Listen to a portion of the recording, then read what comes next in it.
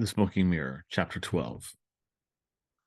Johnny stared for a long time at the entrance to the cave, Sholito's words echoing in his head.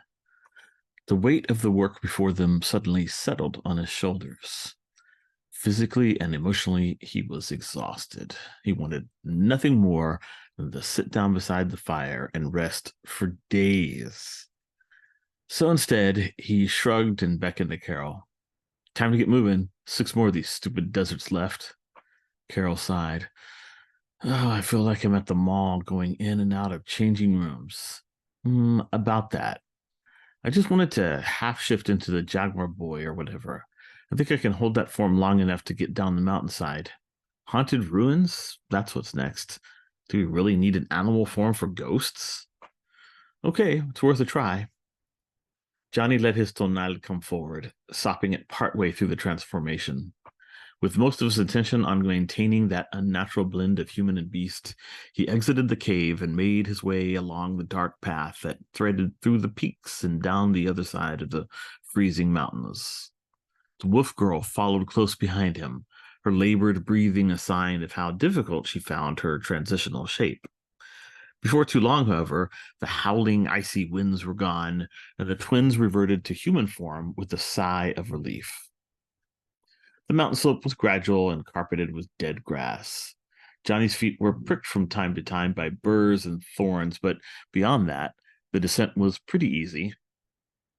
Carol finally broke their sustained silence by clearing her throat. Johnny, I want to apologize. I haven't been there for you like I need to be. I took refuge in my friends and left you pretty much alone. That was wrong. Johnny waved her concerns away. Oh, that wasn't your fault, Carol. I'm the one who didn't want to share his feelings, remember? I just thought if I didn't talk about it, that if I kept my pain really close, then mom would be alive in me. This is kind of stupid, but I was afraid that if I talked about it, I'd start accepting it and then I would move on. I didn't want to. Yes, I get you. Well, the good thing is we're a team again, right? Just like when we stood up to those bullies that one time. What were we, 5 years old? Johnny thought of the two of them facing down a gang of kids 3 years older than them. He laughed at the image. Yeah, stupid Martinez kids.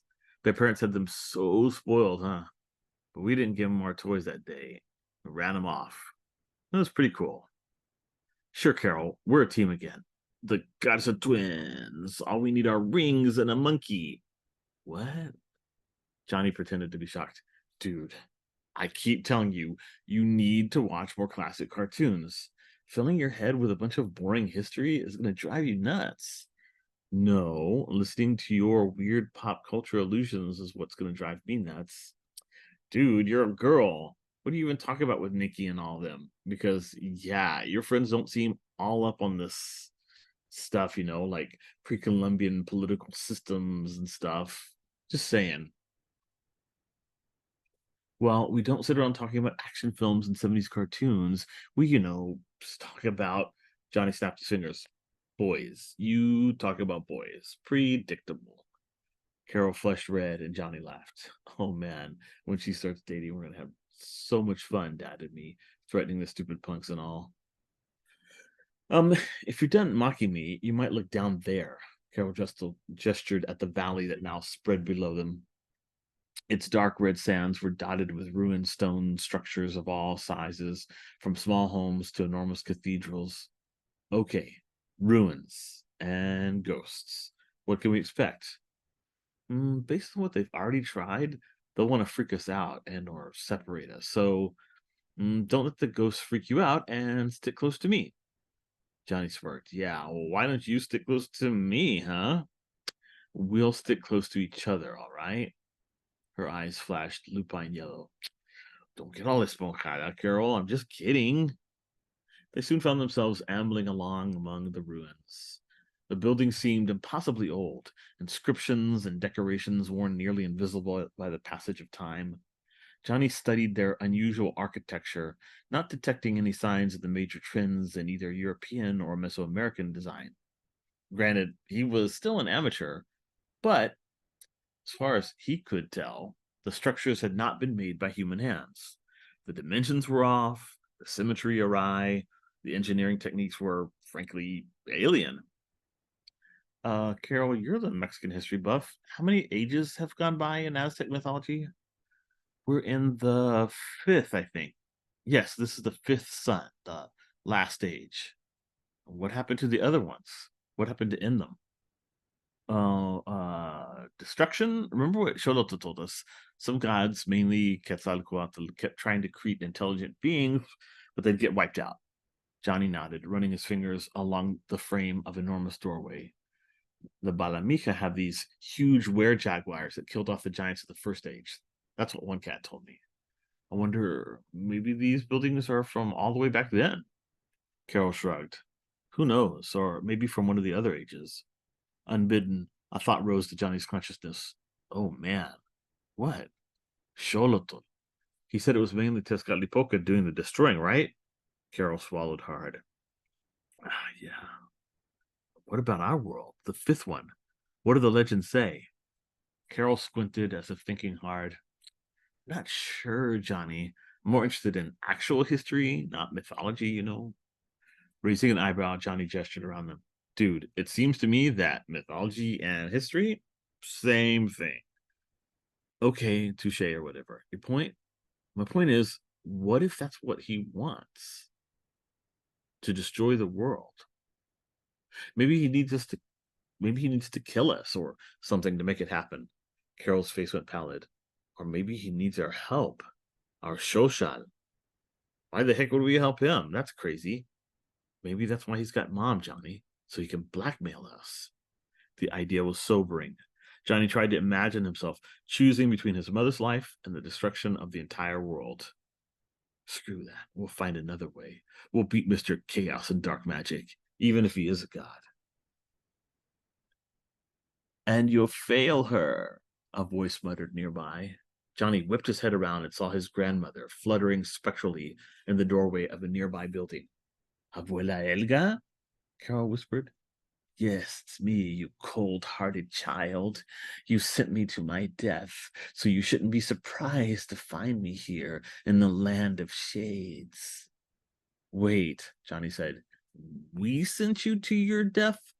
But you just let go, didn't you? You'd been holding on, waiting to tell us what we were. Then you escaped. Oh, you're right that I was holding on, the phantasm hissed, writhing angrily. For years, I waited for you to visit me, trapped in that broken body. But you were too good to come across the border, weren't you? Too young and full of life to spend time with an old, crippled woman. Tears slipped down Carol's face. Oh, Abuelita, I'm so sorry. I was selfish and unthinking. Yes, raged the apparition. You were cruel. And as a result, you didn't learn of your abilities. Your mother had no one who could help her fight off the dark that crept around your home and dragged her down. This is all your fault. Carol was openly weeping now, and Johnny's chest felt like it would burst. This isn't right, though. She wouldn't treat us like this. She wouldn't even feel that way. Not Abwe. Shh, Carol, he muttered. Stop crying. It's not her. Turning to the specter, he repeated with more confidence. You're not her. You're some demon pretending to be her. Well, you can go tell your master I said his little tricks are worth crap. We're coming for our mother, and we're coming for him. He wants Shoshan, we're gonna give it to him, but he ain't gonna like it. You tell him that, you fake. You tell him to stick his Sewali where the sun don't shine. Fool! Don't listen to me then. Ignore me like you've done for years. You'll pay the price, and so will my daughter. With that, the ghostly form faded away. Johnny put his arm around his sister, urging her to continue walking. I know it wasn't her, Carol managed to say at last, but what she was saying was true. Maybe, but our real grandmother forgave us. You saw that. You felt it when we ran with her. Um, when we ran with her freed Tonal under the moonlight. Whatever that thing was, it just used our own guilt against us.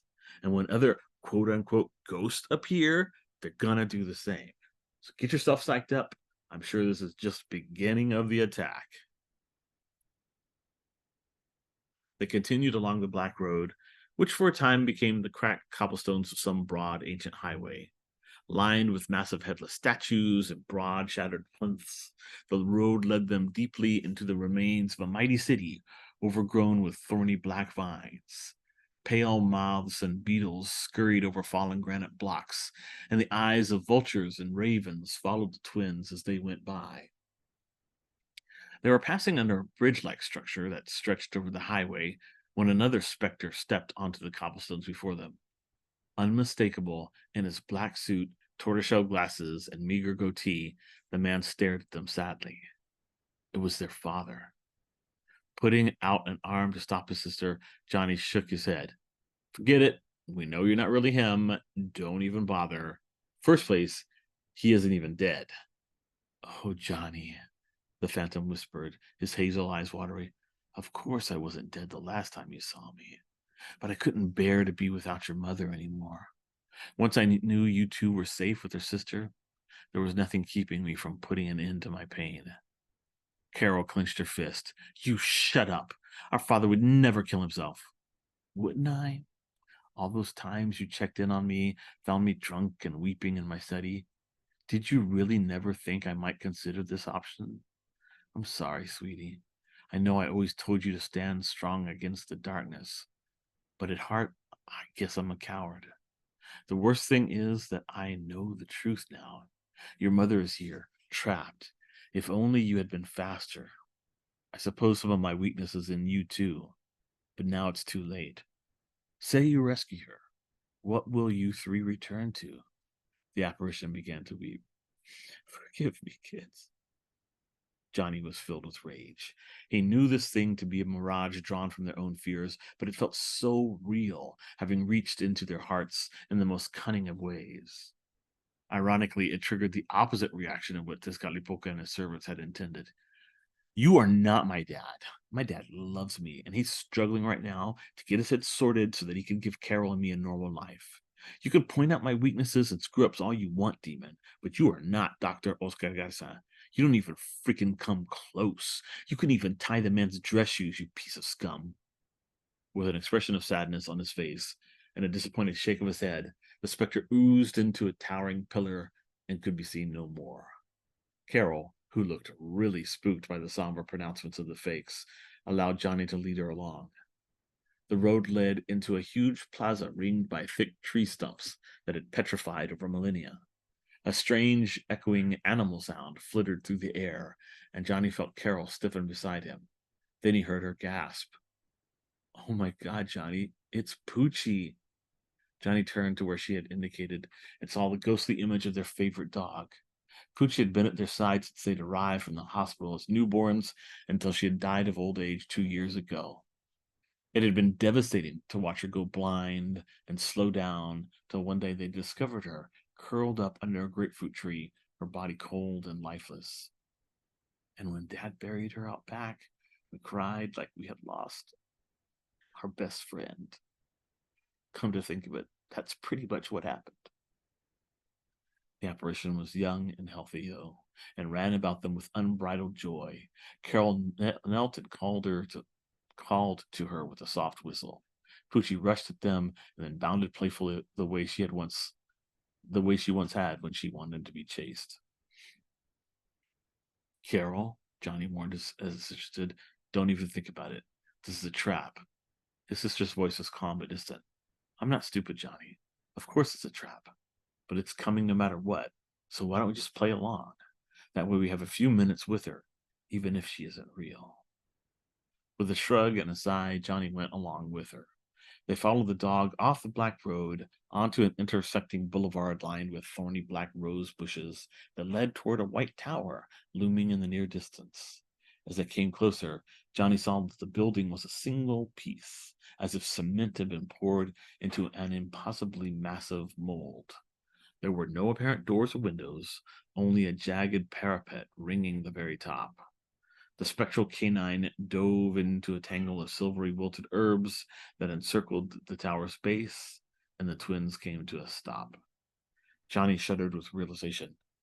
Carol, that tower was carved from bone, from a single freaking huge bone. What sort of creature has a bone that size, Johnny? That's got to be 100 feet tall. Well, I'm guessing whatever it was doesn't exist anymore. They walked around they walked around the base of the tower, looking for the ghost dog. There were no markings of any kind anywhere on the surface of the steel, and no sign of Poochie's doppelganger. Weird, they used us to lure us here, Johnny mused aloud, so where's the trap? There is no trap, kids. Despite 6 months without hearing it, Johnny recognized the clipped, lightly accented voice immediately. Veronica Quintero de Garza stepped from within the ivory white tower, a haunting smile on her cracked lips. Her dark hair was standing out wildly in all directions, her brown eyes sunken deeply into a face stripped bare of its normal, elegant makeup. I sent the vision of Pucci to draw you here, she continued, her hands reaching out to them. Johnny noted that her slacks and blouse were badly stained and torn. I don't have much time. They use this tower to send demons against you, trying to make you despair. In moments they'll return to try again, so let me be quick, mis amores. Han sido muy valientes los dos, very brave. I'm prouder than you can imagine. But you cannot continue. The danger is too great. Even if you get past all obstacles, then when you stand before him, you'll be weakened beyond belief, and he will twist you, make you give your power to him. Rather than risk that, I'm willing to sacrifice myself. Carol, who had been trembling for a while, suddenly cried out, No, Mom, you can't. Johnny shook his head. It's a trick. Has to be. This is nuts. They're really desperate, Carol. To give themselves away like this, we scare them. What are you talking about? Johnny, that's not a fake. That's Mom. The Phantom turned loving eyes on him. Yes, Johnny, listen to your sister. It's really me. Johnny laughed, finally certain. Oh, they're scared, all right. And scared people always screw up. It's not her, Carol, and now you know it. Carol closed her eyes and nodded. I guess I just wanted to believe. Their mother's double narrowed her eyes. Kids, what are you going on about? You need to leave now. Travel counterclockwise until you come to the green road, then follow it black. You'll emerge. Carol, sing. She stared at him, her mouth open. Sing what? Anything. One of Mom's lullabies. Use the force, Luke. Closing his eyes, Johnny began to picture his mother, dressed to the nines, her hair perfectly done, makeup flawless, all 5'6" of her joyously alive as she walked along an exhibit of her sculptures. In his mind, she turned to him and beckoned. Carol's voice began to echo in that damned wasteland, at first tentative, then with greater confidence and beauty, sounding out clear, powerful notes that seemed to set the tower thrumming. A la Ruru niño, a la Ruru ya, tus sueños te protegen de la oscuridad. A la Ruru niño, a la Ruru ya, porque viene el coco y te comerá. Y si no te come, él te llevará. Y si no te lleva, quién sabe qué hará. Este niño lindo ya se va a dormir. Háganle la cuna de rosa y jazmín. Toronjil de plata, torre de marfil. Arrullan al niño que ya quiere dormir. As a dark lullaby flooded his soul with memories, his mother's face loomed larger and larger, filling his mental vision. Her eyes crinkled beautifully, and she called to him, as she always did. Juan Angel, ven acá, amor. Not Johnny, never Johnny. And in that moment, the love he had been bottling up within him, fearful of forgetting, frightened of losing the sound of her voice forever, came rushing out like a tide, and he instinctively directed it at the specter before him, shouting with authority he had never imagined he could muster. Show us what you really are. A muffled shriek made him open his eyes. Before them, their mother's form peeled away, revealing a pterodactyl-like monster with the backward bent legs of a rooster. Its human-like face was shattered and scarred, and as it spread its leathery wings, it shrieked again in bitter rage. Behold, Ishpustek, master of faces! Its voice was like the snapping of dry bones. And now I shall gladly rip yours from your foolish heads, you sniveling brats! Ishpustek's wings beat the air twice, lifting about 4 meters. Then the demon dove at them, razor-sharp talons first. Seizing the screech owl feather, Johnny transformed, clutching at his clothes and spiraling away on an updraft. Carol was now a snatchbat, and Johnny caught a glimpse of her as she raked her own obsidian claws against Ishpustek's already ruined face. Fly, Johnny, fly! I'm right behind you! Catching a strange rushing current, Johnny corrected his trajectory and then hurtled parallel to the black road. Ahead, the sky wavered and seized like summer air above the blacktop. Twisting his agile owl head, he saw his sister gliding behind him. Below her, rushing upward, was a cloud of black. Ishpustik, accompanied by thousands upon thousands of ravens and vultures. Well, Carol, we're almost past this desert. I see the next one up ahead. Lava plains, right? Scarface and his feathered friends can't cross over. We're almost in the clear. The warm current soon drew them to a chain of volcanoes that appeared to serve as a border between the two circles of Mictlan. The massive demonic birds had almost caught up when the twins winged their way between two bubbling calderas. An explosion of superheated gas and ash fried the hundreds of ravens and vultures who had not turned aside at the last minute. Wow, that was close, Carol projected. Yeah, those birds got fried extra crispy. We just need a jalapeno and some charro beans, and we'd have an awesome feast. Gross. Yeah, well, after who knows how many hours or days in the underworld, I'm really working up a craving for some comfort food, you know? Anyway, 4 down, 5 to go. I think we're really getting the hang of this, yeah? And look, just a bunch of lava flows, great updrafts. I think we'll get through this desert quick.